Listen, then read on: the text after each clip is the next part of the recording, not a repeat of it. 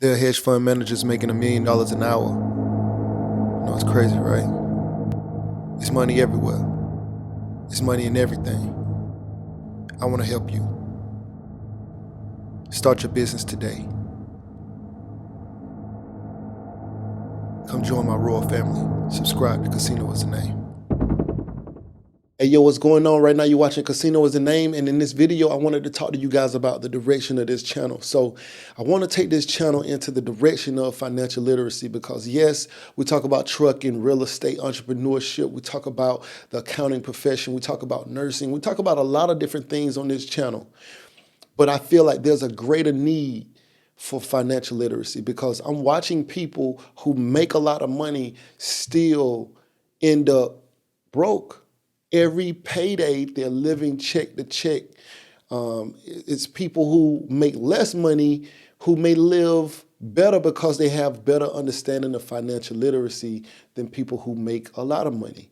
Because no matter how much money you make, you must understand basically money. You have to have some kind of understanding of what you're doing.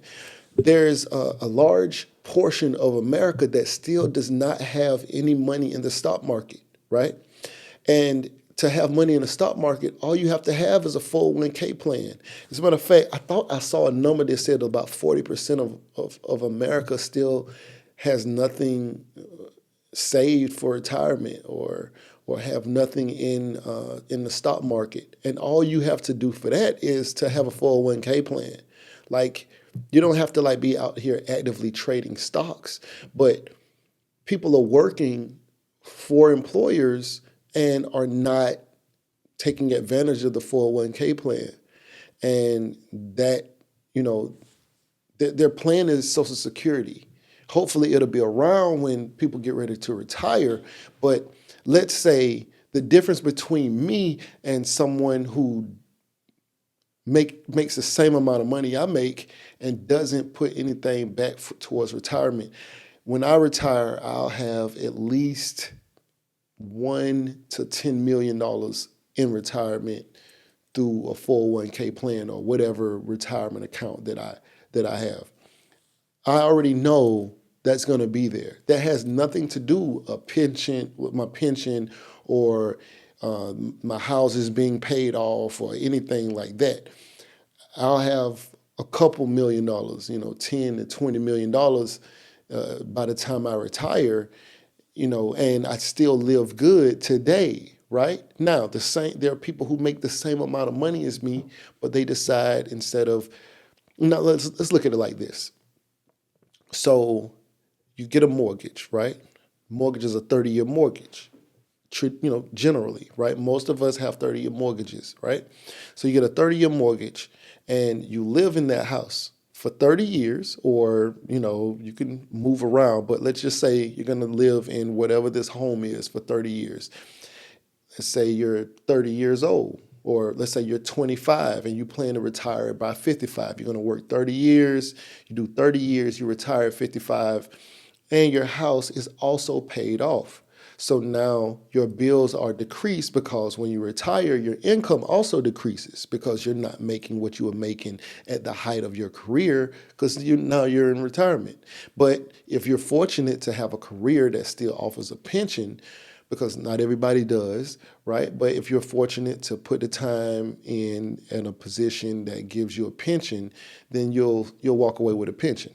So there are people out here who are making $80,000 in their pension, and they've been saving up, putting money up every year, compounding interest over 30 years, and they have $5, 6, 7, $8 million. Worst case scenario, they got $1 million for a lot of people that I know, right? Best case scenario, they got 10 to $15 million just putting up a couple dollars that's being matched in their 401k plan. So they're putting up 5% and the company might be matching them at 5%. So they're actually putting up 10% of their salary. The company might be matching them at 3%. They put up 3%, the company is matching them at 3%. So they're putting up 6% of their entire salary. So if they make $100,000, $6,000 is at least going up every year, and it's compounding over time. And we know compound interest, in case you don't know, compound interest is a very, very powerful thing, especially when we're talking about a 30-year time frame. So now they're retiring at 55. They're going to receive their pension. Their pension could be 75,000 a year, 80,000 a year. Plus, they no longer have a mortgage, right? House is paid off. Now, the house is also appreciated over time. And that's just saying if they only got one. I have a couple houses, so, but let's just say I just had this one, right? But the values have also gone up over time. So now in 30 years, the house is doubled or tripled in that period of time. And, now I have no mortgage. I could either choose to, hey, say, I want to sell the house and I'll, sell the house at a profit. Let's say you bought a house at 200,000. Let's say the house is now 600,000. So it's 30 years later, maybe the house is 700,000. But let's just say it's like 600,000, right? So the house is paid off. You sell the house 600,000, and you can move to some retirement community or some smaller downsizing because you don't necessarily need the 600,000 size house. Maybe you want to stay in a townhouse because you don't have any children at home now because they have children of their own or whatever it is. But all of these things, right? These decisions that you made to be in this position, because now you sold a $600,000 house, bought a $250,000 house, you have that difference, $350,000 in an account, or you can reinvest or buy a boat or whatever it is that you decide that you want to do. You can do these things and you still have $5 to $10 million in your retirement account. And Social Security, if it's still around, it's still coming for you in a couple of years. Plus you have your pension, right? And you have no mortgage cost. That $250,000 house that you purchased, you pay cash for it. So you still have no mortgage. Or you can stay where you are in your big oversized house for your retirement, and you can do this. And you can still make that pension at $70,000, $80,000 a year, have a couple $1 million in your retirement. Social Security is coming towards you in a couple years. You can travel the world and just explore, or whatever your interest is. If it's just to stay around Atlanta and hang out at bars, whatever your interest is, you can do that. But there's somebody else who makes the same amount of money as you, who is not financially literate enough to understand that they should be putting money up, they should be saving, they should be compounding, they should be investing in their old age. The old you is taken care of by the young you. The young you's responsibility is to take care of the old you, right? Now, Lord forbid, let's say you get to 85, 90 years old and it's you need some help moving around. Maybe you got to go to a nursing home. Well, remember, at 55, you might have had $5-10 million saved up. I know I am, right? I know. So 55, you may have $5 or $10 million that you can have saved up, and you have a pension, and you have all of this other stuff. And I'm only speaking from if you just have a job, because if you're an entrepreneur and you're making $1 million a year, you still need to be financially literate. You still need to take advantage of tax, being able to save on your taxes by putting your retirement money up into tax deferred accounts like 401ks or some kind of IRA or something like that. So you need to still take advantage of these things. But regardless of that, right, no matter how much money you make, you can still end up poor or broke because you have no understanding of financial literacy.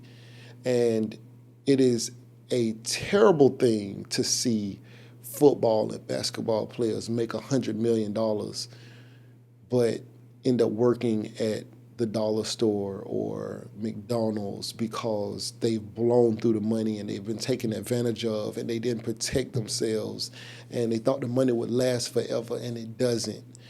And it's hard to feel sorry for those people because, of course, they made $100 million. But when we see them, it's like, dang, bro, what happened? You was up, But financial literacy. And then there's a lady, I know a lady, she made $35,000 a year. She had $20,000 saved up. And her car was paid off. Her house was paid off. Her and her husband, they figured these things out. He didn't make a lot of money either, but when it was time for him to retire, he retired. And they had money saved up because they were very, very frugal. They cooked. They had a little garden. They did all of these things. But in retirement, they're in better shape than people I know who made $80,000, $90,000 a year. And they were also in a couple, with another person who made $80,000, $90,000 a year, and they were just bad with money.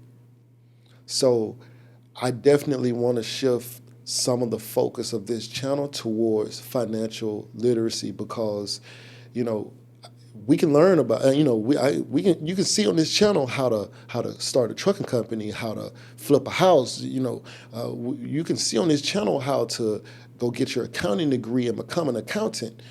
Becoming an accountant doesn't mean that you're financially literate. It doesn't. It is not what that is. So, the renting the whole time, like I said, somebody else who makes the same amount of money as you may be making, decide that they're going to rent instead of buy. And they rent it for 10 years while I was buying for 10 years. So even if they closed 10 years from now on their house and they're planning to retire at the same time as me, they're going to have a mortgage another 10 years past me. So when we're talking about 55, they're going to have a mortgage till they're 65. So this is just some things to think about, definitely want to get more financially literate. If you are already not, definitely want to focus on that. A lot of us don't even realize we're not financially literate. But anyway, if you find any value in this video, man, like, share, comment, and subscribe. Right now you're watching Casino is the Name, man. I am out. Hey, yo, what's going on? Right now you're watching Casino is the Name, and if you wanted to know how I started my trucking business, I have an ebook called Big Shot, Hot Shot Volume 1, Own Your Trucking Authority. It's a great book, 5-star reviews. The link will be in the description below. Go get that. Yeah.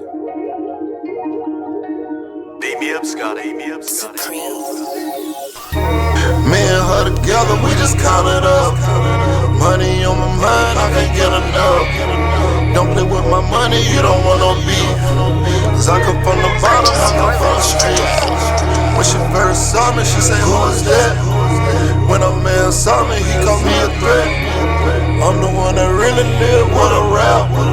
They ain't never did it, they ain't really trap.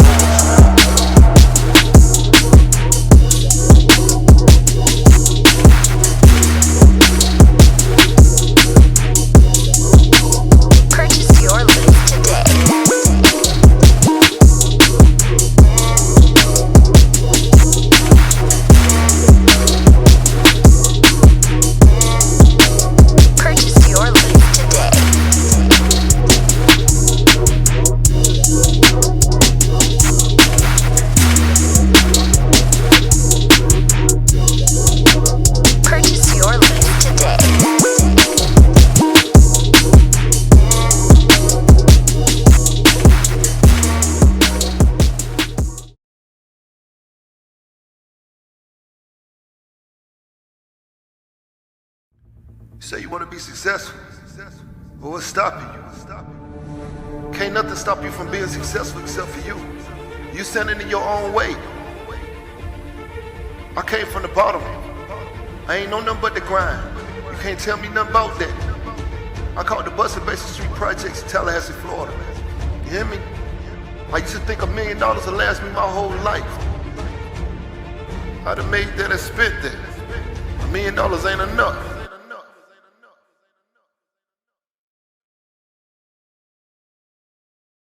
There are hedge fund managers making $1 million an hour. You know, it's crazy, right? It's money everywhere. It's money in everything. I want to help you. Start your business today. Come join my royal family. Subscribe to Casino is the name.